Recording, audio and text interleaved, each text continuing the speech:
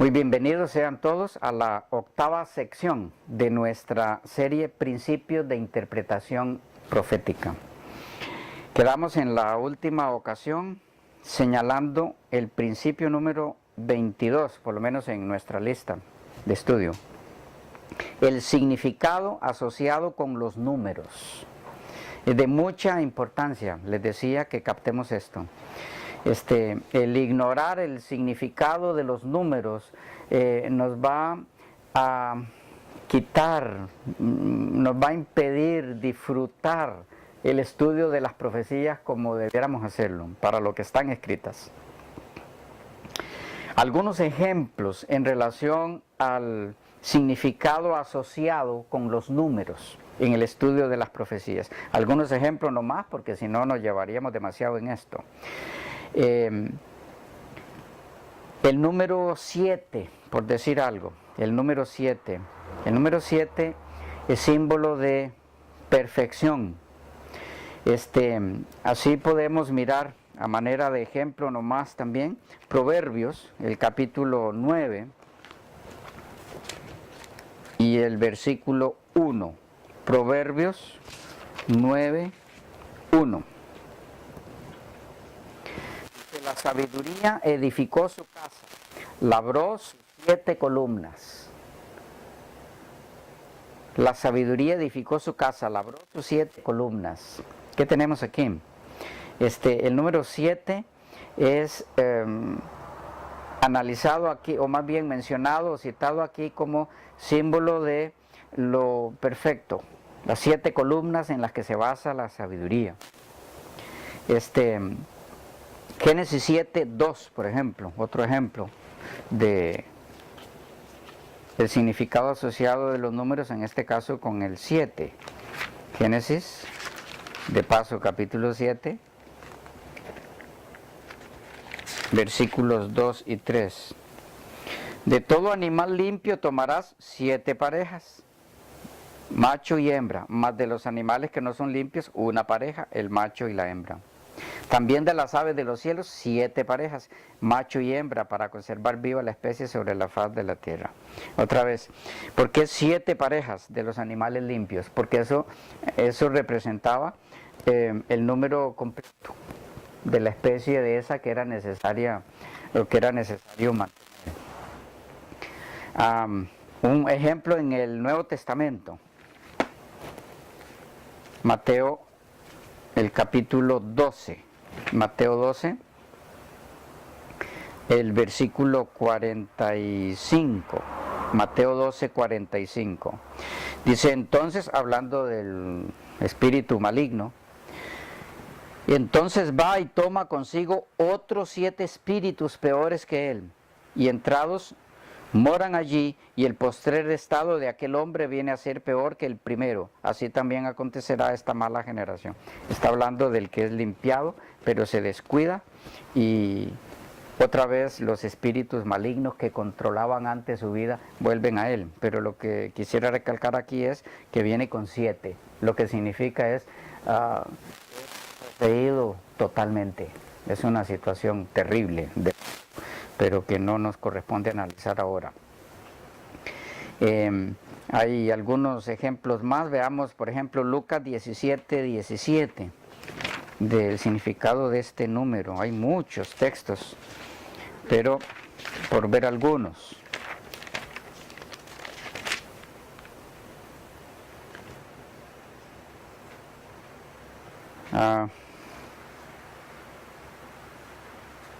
Les dije Lucas 17, 17.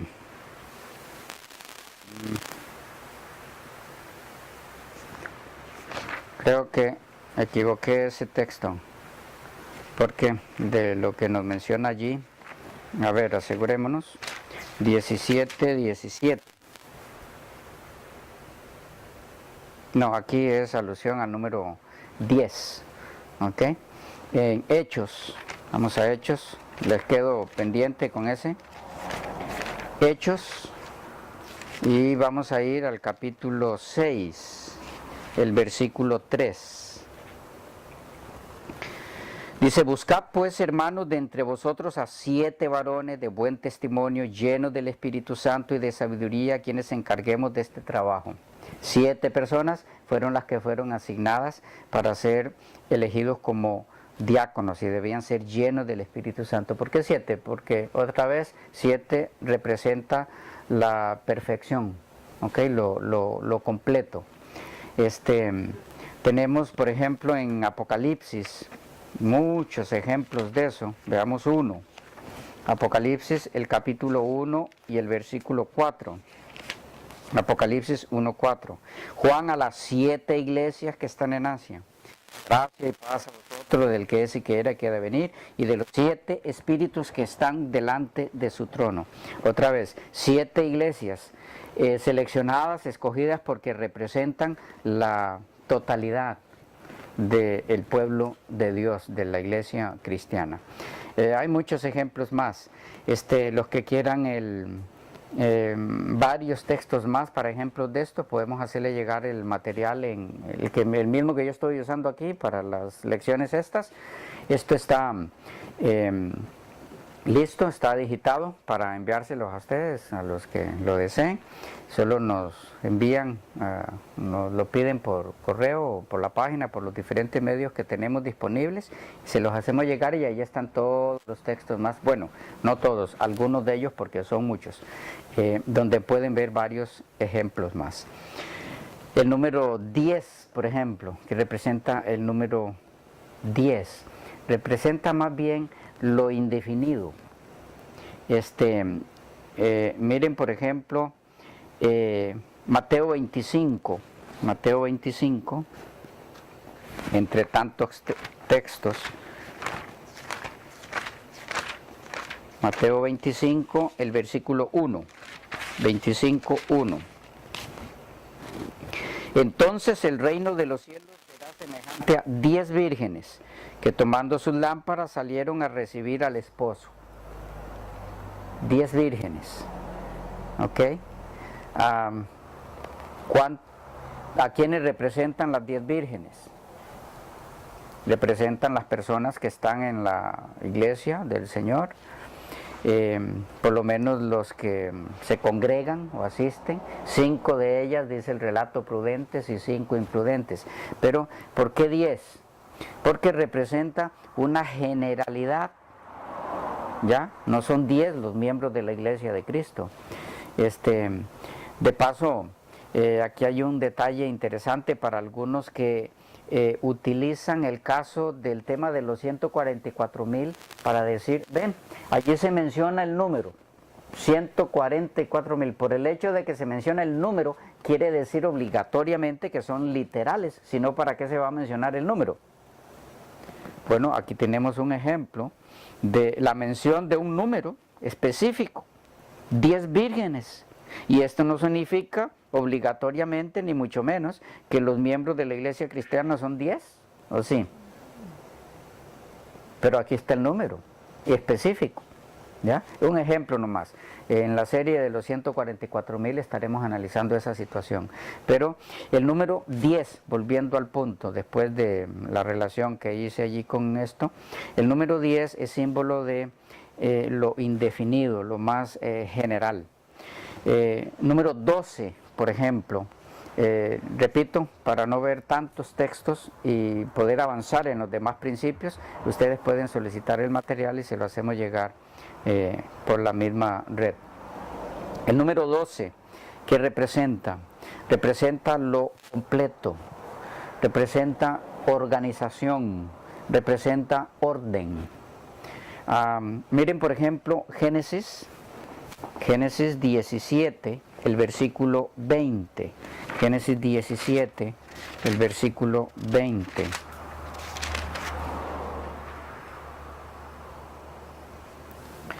Dice, y en cuanto a Ismael también te he oído, he aquí que le bendeciré y le haré fructificar y multiplicar mucho en gran manera. 12 príncipes engendrará y haré de él una gran nación. ¿Ok? 12 príncipes, hablando de algo organizado. En el 35:22 del mismo Génesis, Génesis 35, 22. Aconteció que cuando moraba Israel en aquella tierra, fue Rubén y durmió con Bila, la concubina de su padre, lo cual llegó a saber Israel. Ahora bien, los hijos de Israel fueron 12, y empieza a dar la lista y la termina en el versículo 26. 12 tribus. Las 12 tribus de Israel, ¿qué representan? El pueblo de Dios, la forma en la que fue organizado en el Antiguo Testamento. En el Nuevo Testamento, ¿qué tenemos? Los 12 apóstoles. Okay, la forma en la que fue organizada la iglesia de Dios a partir de Jesucristo en el Nuevo Testamento. Entonces, el 12 es símbolo de una organización, un orden, algo completo. De paso, es por eso que el 12, así como en el Antiguo Testamento representaba las 12 tribus, y en el Nuevo Testamento a la iglesia cristiana, entonces se vuelve un tipo de múltiplo. 144,000, que son 12,000 de cada tribu. En otras palabras, los 144,000, no ese es el tema ahora, sino que es importante cuando se estudie eso tomar en cuenta esto. 144,000 o el número 144,000 no es otra cosa que alusión al pueblo de Dios, que está desglosado a través del número 12. De paso, si ustedes miran, leen un poco sobre la Nueva Jerusalén, van a notar que está aludido en la Nueva Jerusalén las 12 tribus y los 12 apóstoles. ¿Por qué? Porque en la Nueva Jerusalén está representado el pueblo de Dios tanto del Antiguo como del Nuevo Testamento. Por eso se habla de las 12 tribus y los 12 apóstoles en la Nueva Jerusalén. Entonces, número 12, en cuanto a organización, orden, representa al pueblo de Dios, la forma en la que Dios estipuló o organizó su pueblo a través de 12 tribus y luego a través de 12 apóstoles. Y esto nos lleva al principio número 23. Solo hice mención de algunos números. Está el número 4, que representa los 4 puntos cardinales de la tierra. Está el número 8, es muy interesante, pero bueno, si entramos allí me voy a meter en varias cosas más que mejor lo dejamos para otras ocasiones. Está el 6, ¿ok? A manera de ejemplo, por mencionar alguno más, todos sabemos que el número 6 es el número asignado por Dios al poder del mal. 666. ¿Por qué no 444? 555, como el número de la bestia. Eso está un poco explicado en el tema el anticristo y el número 66. ¿Por qué el número 666 para el anticristo? Allí pueden tener más información sobre esto para aprovechar ahora el tiempo en la clase que estamos. Bien, principio número 23. Este es muy importante, como todos. Debe haber escudriñamiento personal. No hay magisterio eclesiástico infalible. Repito, debe haber escudriñamiento personal de las Escrituras. No hay magisterio eclesiástico infalible. Este principio lo tenemos establecido en Hechos, el capítulo 17 y el versículo 11. Hechos de los Apóstoles, el capítulo 17 y el versículo 11. Es un texto muy conocido también, pero muy dejado de lado últimamente. Hablando de los hermanos de Berea, después de que escuchaban ni más ni menos que al propio apóstol Pablo, dice, leamos el 11, Hechos 17, 10 primero. Inmediatamente los hermanos enviaron de noche a Pablo y a Silas hasta Berea, y ellos, habiendo llegado, entraron en la sinagoga de los judíos. Y estos, hablando de los bereanos, eran más nobles que los que estaban en Tesalónica, pues recibieron la palabra con toda solicitud, escudriñando cada día las Escrituras para ver si estas cosas eran así. ¿Ok? Ellos escucharon la predicación, pero luego al llegar a sus hogares iban, escudriñaban para saber si lo que habían escuchado era en realidad como habían escuchado. ¿Okay? Aquí hay un principio muy importante, y es que debe haber escudriñamiento personal, debido a que no hay magisterio eclesiástico infalible, como lo propone el catolicismo romano. Según el catolicismo romano, solo el magisterio eclesiástico puede interpretar las escrituras para el pueblo. Las personas que no pertenecen al magisterio eclesiástico, a las altas autoridades de ellos, no están en capacidad de entender por sí mismos las escrituras.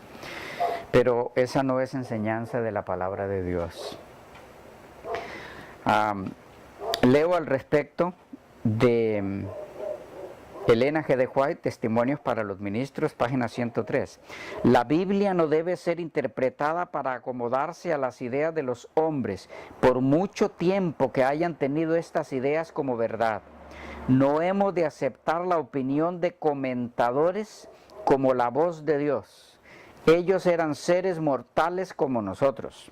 Dios ha dado facultades razonadoras a nosotros, así como a ellos. Hemos de hacer que la Biblia sea su propio intérprete. Hay varias declaraciones aquí muy importantes. Ustedes analícenlas con más detenimiento luego. Otra cita, mismo libro, página 152. No aceptéis la explicación que ninguno haga de las Escrituras, cualquiera sea su opinión, sino id a la Biblia e investigad la verdad por vosotros mismos. Una cita más, Educación 182. No basta saber lo que otros han pensado o aprendido de la Biblia. En el juicio, cada uno deberá dar cuenta de sí mismo a Dios, y cada uno deberá aprender ahora por sí mismo cuál es la verdad. Creo que estas citas son suficientemente claras para dar a entender bien este principio. ¿Cuál es? Debe haber escudriñamiento personal. No hay magisterio eclesiástico infalible. ¿Ok? Y esto nos lleva al siguiente principio. Estamos en este caso en el principio número 24. Este principio consiste en que a la Biblia la caracteriza su unidad. Este principio se llama la unidad de la Biblia. Así lo van a encontrar en los diferentes documentos que hablan al respecto. La unidad de la Biblia. Otra forma de decirlo es que la Biblia no se contradice a sí misma. Hay quienes se han dedicado a buscar material al respecto y han elaborado documentos donde aparentemente demuestran que la Biblia se contradice a sí misma, pero también hay suficientes respuestas dadas a esos intentos fallidos de algunos, donde más bien queda suficientemente clara la unidad de la Biblia, en esas aparentes contradicciones. Por decir algo, que no lo veríamos ahora, un texto dice que Judas se ahorcó, pero otro texto dice que él murió cuando cayó porque se reventó. Entonces, ¿cuál de los dos es el correcto? Si analizan lo relativo a eso, de paso, en su momento estaremos dedicando tiempo a eso en la sección Trazando bien la palabra de verdad, y mirarán cómo no hay ninguna contradicción en eso, en lo absoluto. Más bien hay un complemento, lo más interesante. Esto se da mucho también en textos donde nos hablan o donde se nos habla de fechas. En tal fecha ocurrió algo, pero otro texto de otro libro de la Biblia da para ese mismo acontecimiento otra fecha. Y algunos dicen, ahí está, la Biblia se contradice. Pero si vamos a analizar un poco a fondo dichos textos, van a encontrar que se utilizan calendarios distintos para dar diferentes fechas, pero que se refiere al mismo momento histórico y que no hay contradicción alguna. En ese caso tenemos muchos ejemplos en el libro de Daniel, en el libro de Esdras, etcétera, que en su momento estaremos viendo. Bien, la unidad de la Biblia. La Biblia no se contradice. Puede haber aparente contradicción en algunos datos o detalles, pero nunca en principios. Y esa contradicción, repito, en tal caso es aparente. Es aparente. Bien. Siguiente principio. Siguiente principio. La división entre capítulos y versículos puede interrumpir el sentido del pasaje en estudio. Repito, la división entre capítulos y versículos puede interrumpir el sentido del pasaje en estudio. Tenemos que ser muy cuidadosos en eso. La división entre capítulos y versículos no es parte de la inspiración de la Biblia. Es decir, cuando la Biblia se escribió originalmente, no fue dividida en ese mismo momento en capítulos y versículos. Eso tiene su historia de quién lo hizo, cuándo lo hizo, y ayuda muchísimo. Pero en algunas ocasiones más bien distorsiona el sentido del pasaje en estudio. Entonces debemos ser muy cuidadosos. No siempre la forma en la que está dividido un capítulo o donde se divide un versículo de otro, se hizo donde debía haberse hecho. No siempre. En algunas ocasiones no es intencional el error en esa división. En otras ocasiones es totalmente intencional dicha división. Déjenme darles un ejemplo de una división de un capítulo con toda la intención para hacerlo decir lo que quien hizo esa división gustaría que el texto dijera, pero que en verdad no dice eso. Un ejemplo, Éxodo 34. Vayan conmigo allá a Éxodo 34. Si ustedes notan, en el versículo 27, 34, 27, dice así, Éxodo 34, 27. Y Jehová dijo a Moisés, escribe tú estas palabras, porque conforme a estas palabras he hecho pacto contigo y con Israel.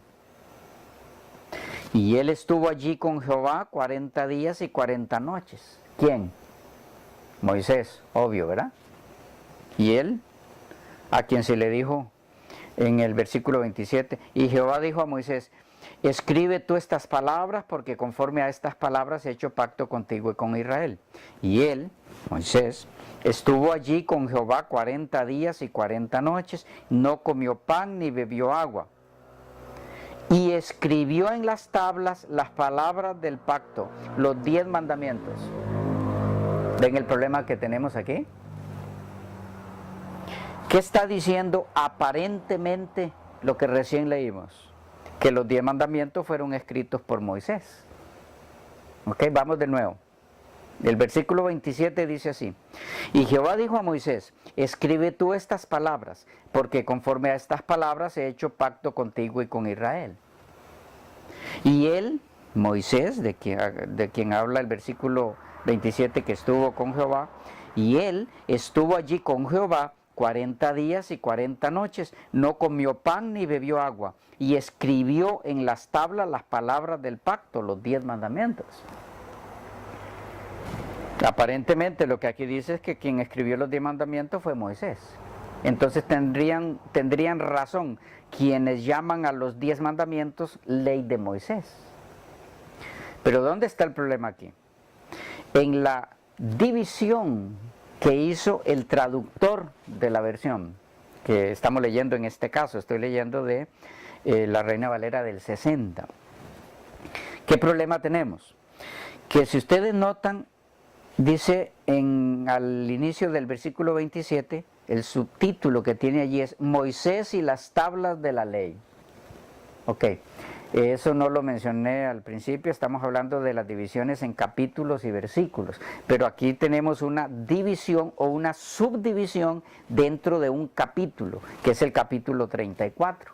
Ustedes notan que la primera subdivisión que se hace es del versículo 1 hasta el 10. La segunda subdivisión del 11 al 17. La tercera del 18 al 26. Y la cuarta del 27 al 35.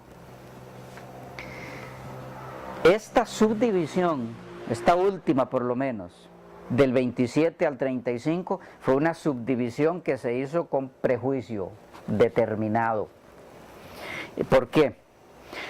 Si ustedes notan, en el versículo 1 del mismo capítulo 34, dice así: y Jehová dijo a Moisés, alízate 2 tablas de piedra como las primeras, y escribiré.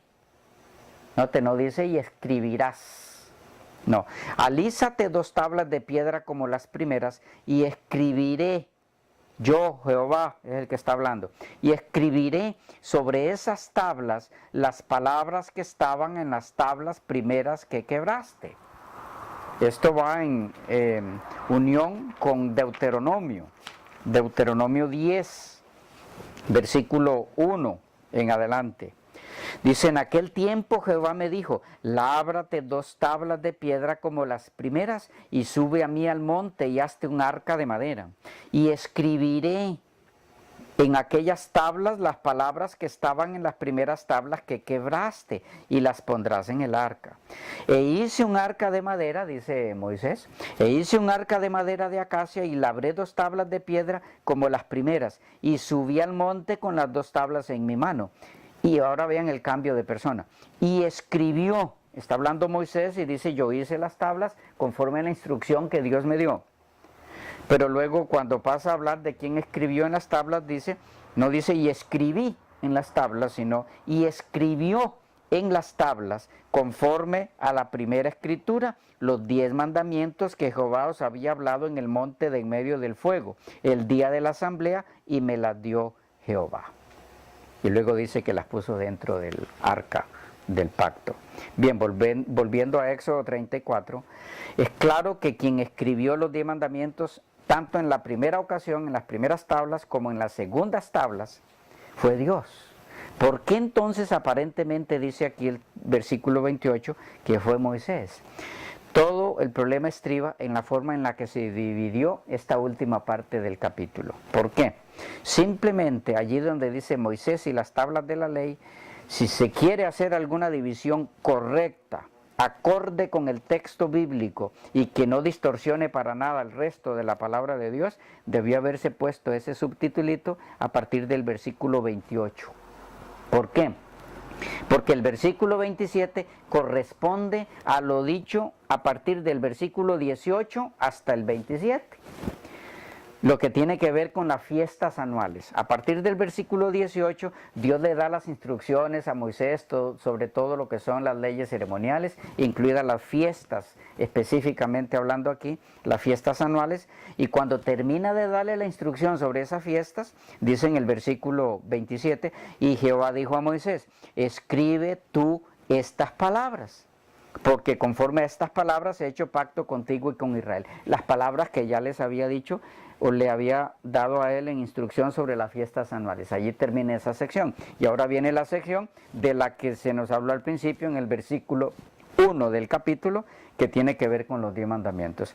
Pero al hacer esta división así y unir estos 2 textos en una forma en la que no deben ser unidos, porque hace violencia al texto bíblico, se cambia totalmente lo alusivo a una doctrina tan importante como quién es el autor y el escritor de los 10 mandamientos. ¿Ok?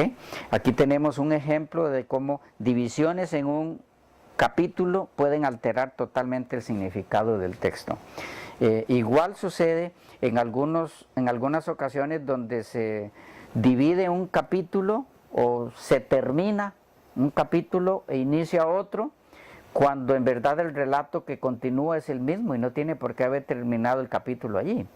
Y eso distorsiona bastante la comprensión del texto. Entonces debemos ser cuidadosos en ese sentido. La división entre capítulos o versículos, si usted no es muy detallista, puede interrumpir el sentido del texto y traer una interpretación incorrecta. Lo dejamos por ahí y vamos al próximo principio, que consiste en que la Biblia usa la misma palabra con más de un significado. Y allí también hay que ser cuidadoso, si no se nos va a complicar el estudio de las Escrituras.